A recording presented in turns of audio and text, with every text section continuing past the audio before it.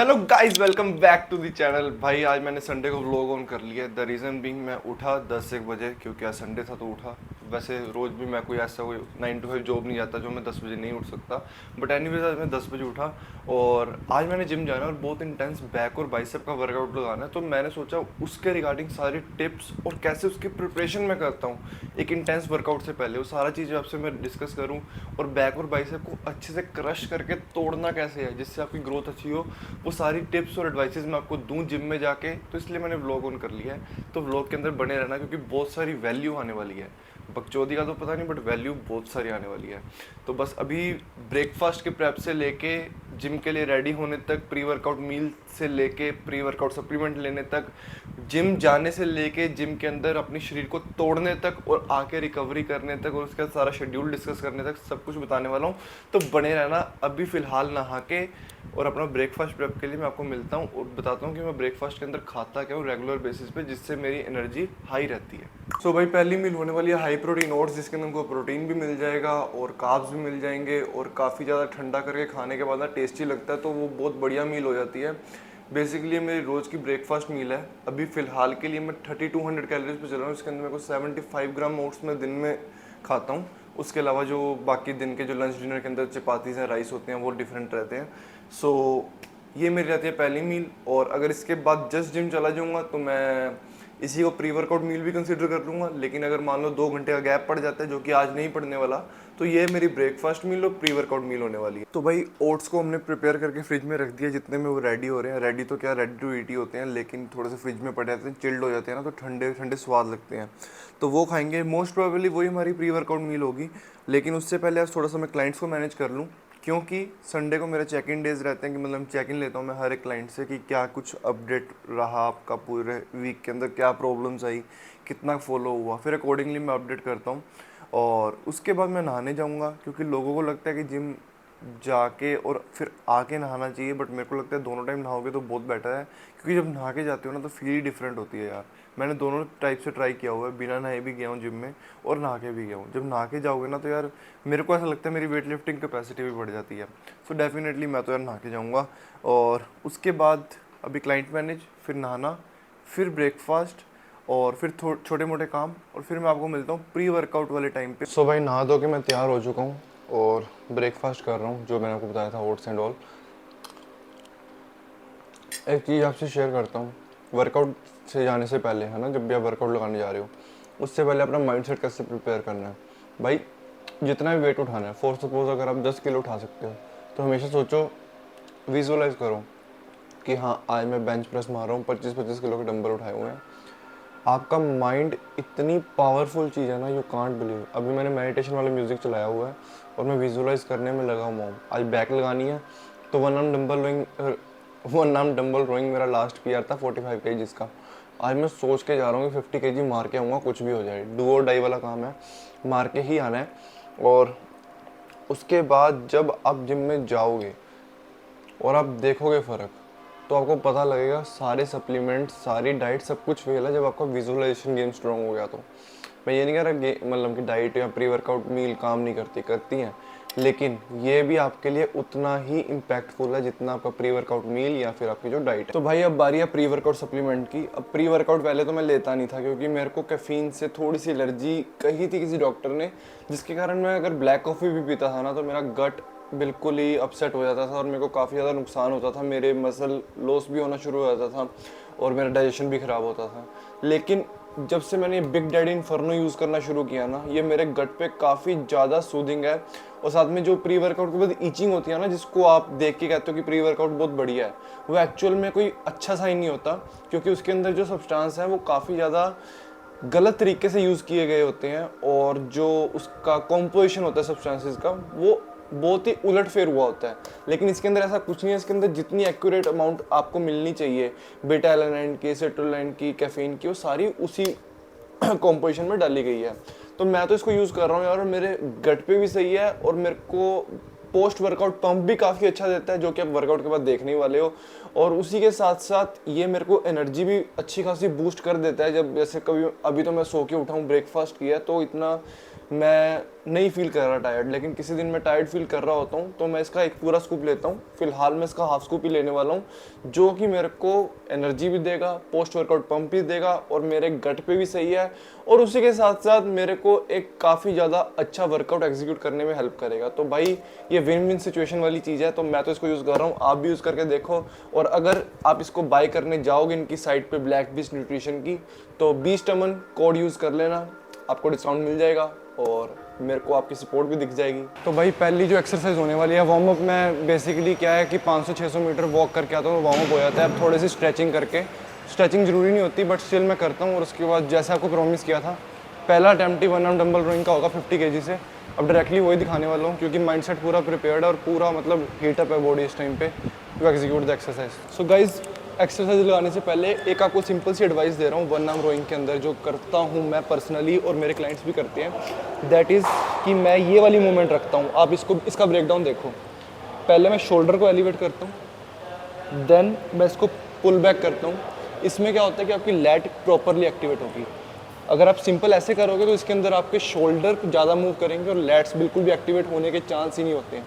लेकिन ये चीज़ करके ये चीज़ करोगे तो it will be a great thing, right. और इसको जब फ्लो में करोगे तो कुछ ऐसा दिखेगा। अब इसी मूवमेंट के अंदर मैं 50 kgs को ऐड करके लगाने वाला हूँ एज प्रोमिस्ड, और जो टारगेट है मेरा 50 kgs से 15 रेपिटेशन का रहेगा, बट लेट्स सी कितने आते हैं। आई एम नॉट श्योर कि 50 आएंगे या नहीं आएंगे, but I will try my best, so let's do it.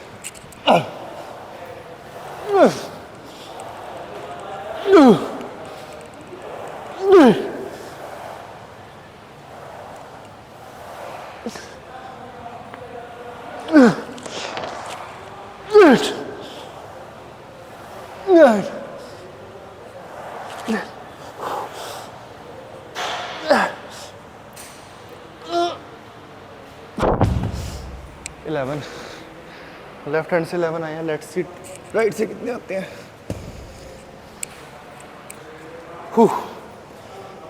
Left side almost सबकी वीक होती है और मेरी भी वैसी थोड़ी सी वीक है, बट लेट्स सी इससे कितने आते हैं। अगर 12 आए तो इससे ट्राई करूँगा कि नेक्स्ट टाइम ज़्यादा निकालूँ कम वेट पे, बट इक्वली ट्रेन करेंगे।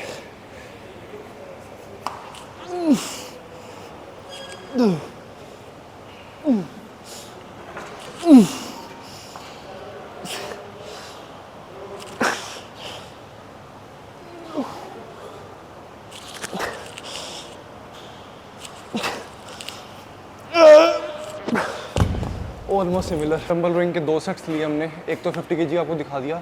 सेकंड सेट में मेरे को लगा फर्स्ट में उतना मैं एग्जीक्यूट नहीं कर पाया, मतलब 15 रेपिटेशन तक, तो मैंने 42.5 लिया। उसके अंदर 16 से 17 रेपिटेशन आए और उसी के साथ साथ थोड़ा जो मोशन था उसको मैंने और कंट्रोल रखा। लाइक जो मेरे को नीचे जाने में 3 सेकंड लग रहे थे उसको मैंने 5 to 6 सेकंड्स तक होल्ड करके नीचे लेके गया, जिससे मेरी लैट्स कम वेट पे भी ज़्यादा एक्टिवेट हुई एज़ कम्पेयर टू 50 kgs वाले जो सेट्स है उससे। अब मैं लैट पुल डाउन लगाने लगा हूँ। सो मेरे जिम के अंदर वो जो old school lat pull down वाली मशीन है वो नहीं है available. So what I do is कि मैं ये मशीन है इसके ऊपर एग्जीक्यूट करता हूँ वो, लेकिन इसके जो वेट है वो काफ़ी ज़्यादा मेरे को कम लगता है और इसके अंदर कोई सिस्टम नहीं है इससे वाला वेट मैं बढ़ा सकूँ। तो व्हाट आई डू इज़ कि मैं इंटेंसिटी बढ़ाने के दूसरे तरीके यूज़ करता हूँ। नंबर 1, मैं single handed lat pull down लगाता हूँ, जो कि मैं अभी लगा के दिखाऊंगा। एंड दूसरी चीज़, मोशन में काफ़ी कंट्रोल में रखता हूँ। उससे क्या होता है कि मेरी लैट्स कम वेट पे भी उतनी ही एक्टिवेट हो जाती है जितनी मेरे वो old school lat pull down वाली मशीन के ऊपर हैवी वेट लगा के होनी थी। सो मैं आपको लगा के दिखाता हूँ, और अगर आपको भी ये प्रॉब्लम है कि आपके जिम वाली मशीन नहीं है तो आप ये वाले जो वेरिएशन है वो यूज़ कर सकते हो। सो अभी मैंने स्टैक लोड कर दिया है, इसके अंदर सिर्फ 2 प्लेटें कम है फुल स्टैक से। लेट्स सी 15 रेपिटेशन का टारगेट रहेगा, कितने लगा सकते हैं हम। लीन बैकवर्ड। अब ये चीज़ आपकी हिलनी नहीं चाहिए ज़्यादा। 2 3 4 6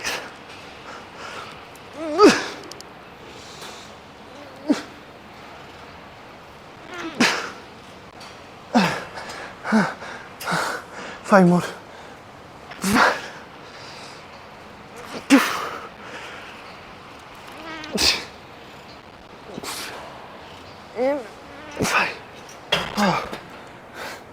15 आए। अब इससे देखते हैं लेफ्ट हैंड से कितने आते हैं।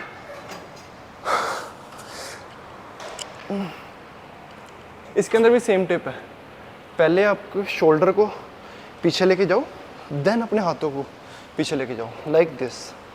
अब फ्लो में करोगे तो it will look like this, but हमारे को ये चीज़ नहीं करनी है, दिस वन। इससे आपके ट्रैप्स पूरे एक्टिवेट होंगे। 1 2 3 4 5 6 7 8 9 10। तो गाइस बाइसेप का वर्कआउट रह गया, बैक का वर्कआउट ऑलमोस्ट डन हो गया और पंप काफ़ी अच्छा आया हुआ है। बाकी पोस्ट वर्कआउट पंप तो दिखाने वाला हूँ। अब जो बाइसेप का वर्कआउट है ना, उसके अंदर काफ़ी कोई टिप्स है नहीं, एक सिंपल सी चीज़ है कि अपने एल्बोज को अपने कंट्रोल में रखना है और सिर्फ बाइसेप को इन्वॉल्व होने देना है।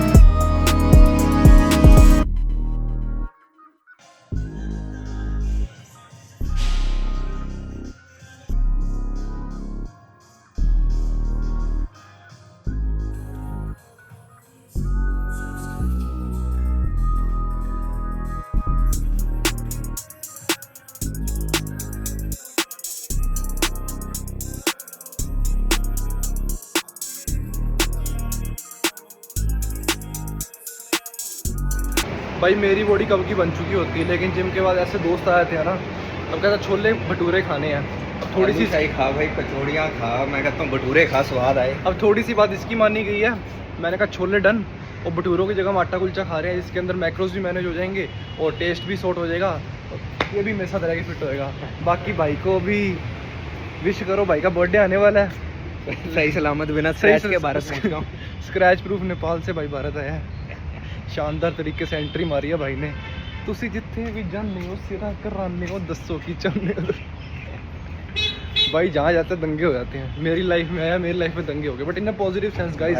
चूतिया लोग दूर हो गए हैं। मैं ये सोच रहा हूँ 2 साल में चल क्या रहा है, कश्मीर गया भाई, वहाँ फंस गया, वहाँ लौट लग गए, अब क्या कहते हैं इधर तू दूर रहा साले मेरे से।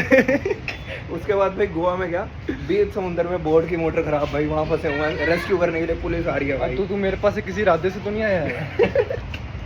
तेरे को भेजा तो नहीं किया? मकसद नहीं भूला। पैकेट हो गया, कुलचे का एक ही पैकेट मिल रहा है यहाँ पे। बाकी खा लेंगे, छोले साथ है तो नहीं वही चीज़ है। ब्लिंकिट कर लेते हैं। अरे वही सेम चीज़ है भाई, कोई फर्क नहीं है। मेरी बात सुन, ब्लिंकिट कर लेते हैं, सामने डाइट को मंगवाते हैं, घर पहुँचते पहुँचते आ ही जाएगा। क्या कहता है? मैम से पूछ। तो गार्लिक सब ले लेते हैं, ये तो तू बाद में फुकासिया की तरह बना के लेता है। फुकासिया नहीं लेते, मैं वो खा लूँगा। अबे नहीं यार, देख कोई ऐसे मन नहीं उसके। मैम इसके और पीस पड़े हैं, ये एक ही पड़ा है, कोई अंदर स्टॉक हो। भगवान ने ऐसी शक्ल दे दिया, भगवान को कितनी बार शुक्रिया करना चाहिए दिन में। भाई जितना कर लो कम है, कम है ना, मतलब नेक्स्ट लेवल चीज। और इधर को एक बात बताता हूँ, खतरनाक भाई इंसिडेंट बताता हूँ। कल मैं बुलावला से आ रहा था, ठीक है भाई, एक ना की इन्फ्लुएंसर बैठी थी लड़के के साथ, ठीक है, वो लड़का बढ़िया बंदा था, मेरा दोस्त ही बन गया वो आते आते। अरे तेरा भाई शरद, ठीक है, हाँ शरद, ठीक है। उसको क्या कहते हैं, उसके साथ एक लड़की बैठी आगे, ठीक है भाई, वो इतना तेज, कहता आप क्या करते हो मैम, ठीक है, कहता मैं तो लड़कियों से दूर हूँ, बट मैं आपसे वैसे ही पूछ रहा हूँ, लाइक इट्स मतलब जेंटली पूछ रहा हूँ। बहनचोद बिल्कुल पर्सनालिटी का पलट, फिर उसने बठिंडे तक ही जाना था उस लड़की ने। कहती मैं इन्फ्लुएंसर हूँ, मैं ये करती हूँ, मैं ऐसे करती हूँ, मेरी दुबई की फ्लाइट है, मैं ये क्या कहते हैं देखो मैं इतना ही करती हूँ, ठीक है। तो भाई उसके ना नाचने की वीडियोस थी और परफॉर्म वगैरह करती है। रिस्पेक्ट द आर्टिस्ट भाई, जो करते हैं, है ना, कोई दिक्कत नहीं है उसके अंदर, ठीक है। बिल्कुल भाई बिल्कुल। साले ने आगे से क्या बोला होगा, क्या कहता? कहता अच्छा मैडम आप ऑर्केस्ट्रा में हो क्या, मैडम शो को कितना लेते हो? भाई वो लड़की कच्ची होगी, पूरे रास्ते कुछ नहीं बोल रही, और मेरे को लगता है अगले 2 महीने तक तो वो नहीं बोलती कि मैं क्या करती हूँ। अरे बॉडी बॉडी बनाने से घर नहीं चलते मित्र, काम भी करने पड़ते हैं। बावर्ची बनना पड़ता है भाई की कटाई देखो, बाकी सही काट लेता भाई। भाई। बड़े यूट्यूबर्स के चाटने पड़ते हैं, क्या करूँ इसको घुसलाता हूँ। अभी थोड़ा सा चढ़ गया है उसके, इसलिए मैं यही कहूँगा साल क्या तेरे को प्याज काटने तेरे लिए वीडियो रिकॉर्ड हो रही है। ऑन रिकॉर्ड होगी, चलो ये चीज़ तो है। वो सही कहा है, एक चुप 100 सुख, और हम चुप नहीं रहते इसलिए हमारी ज़िंदगी में दुख ही दुख। भाई मेरे ना 2 दोस्त थे, मेरे साथ ना पंगे ले रहे थे, प्रैंक कर रहे थे, सुन ले तू भी, ठीक है। आगे से किया तेरे मैं लगा दूंगा, कहते तेरे पास कोलैबोरेशन अपॉर्चुनिटी है, ठीक है, और क्या कहते हैं फलाना फलाना ब्रांड है और इतने इतने पैसे मिलेंगे। मैं एक्साइटेड हो गया, मैंने कर दिया, ठीक है। कहते आपको मेल भेजे, आपकी मेल आईडी भेज दो। मैं भेज दी भाई फिट सिंह अमन, ठीक है। उन्होंने आगे से मेरे को गंदी गंदी गालियाँ लिख के भेज दी, कहते तेरे ये बोल रहे हैं वो बोल रहे हैं, तेरी बहन की तेरी माँ का, यार फालतू लिखा। फिर मैं समझ गया कौन है। अब क्या हुआ भाई, अभी जब मैं रिकॉर्ड कर रहा हूँ मेरे पास एक फ़ोन आया, ठीक है। अब वो फ़ोन आता है वो रियल में ब्रांड था, अच्छा खासा ब्रांड था, मेरी बात चल रही है। अब मैंने आगे से उनको बोल दिया माँ चुदाओ क्यों sorry sir what are you saying. मैं कहा बहन चोद नहीं करना भाई, मत करो प्रैंक मेरे साथ वो भी अजीब शक्की बंदा क्या बहन चो कि ये अलग शक कर रहा है क्या ये पहली बार कोलैबोरेशन के लिए देखे गाली सुन के आए हैं। तो गाइस इसलिए डंकी दोस्तियां रखो, नहीं तो ऐसे बड़े बड़े नुकसान होते रहते हैं। Be safe. भाई नहाने जा रहा था और उस टाइम पे रियलाइज़ हुआ इतने ज़्यादा क्रैम्प्स पड़ रहे हैं ना बैक में, अब पता नहीं कल तक सही हो गया यार। जोश जोश में ज़्यादा ही खतरनाक एक्सरसाइज लगा दी यहाँ से मेरा ये आगे तक स्ट्रेच भी नहीं हो रहा है। दिस इज़ हाउ, पता नहीं क्या बोलना है भाई। कंडीशन देखो यार, ये 84 kgs पे गाइस, 84 kgs या